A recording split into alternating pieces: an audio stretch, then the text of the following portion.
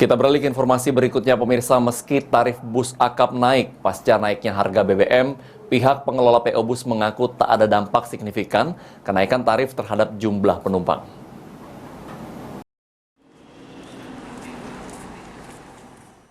Kenaikan harga BBM berimbas pada turut naiknya tarif layanan jasa angkutan bus akap di Kota Palembang. Meski naik, pihak pengelola PO Bus mengaku tak ada dampak signifikan kenaikan tarif terhadap jumlah penumpang. Pengelola PO Bus Lia mengatakan pasca kenaikan harga BBM per 7 September 2022 lalu, PO Bus Yuanda Prima mulai menaikkan tarif. Sebelumnya untuk tujuan Sumatera Barat, tarif yang ditentukan berada pada angka Rp250.000 per orang, kini menjadi Rp300.000 per orang atau naik sekitar Rp50.000. Meski mengalami kenaikan tarif, akan tetapi jumlah penumpang belum terpengaruh, di mana per hari rata-rata tingkat keterisian bus masih sama seperti sebelum kenaikan harga, yakni berkisar 70%, atau sekitar 20 orang penumpang per bus. Meski begitu, ada saja penumpang yang kaget ketika mengetahui harga tarif yang mengalami kenaikan. Ada, kalau kemarin itu kita 250, nah sekarang jadi 300.000.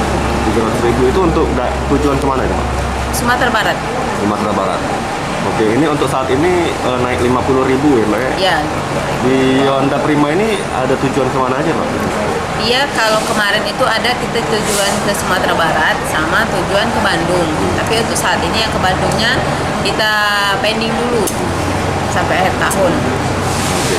Artinya masih aktif yang untuk Sumatera Barat? Aktifnya Sumatera Barat. Ini mungkin kenaikannya sudah sejak kapan ini, Pak? Mulai tanggal 7 bulan ini, September. Baru kemarin ya?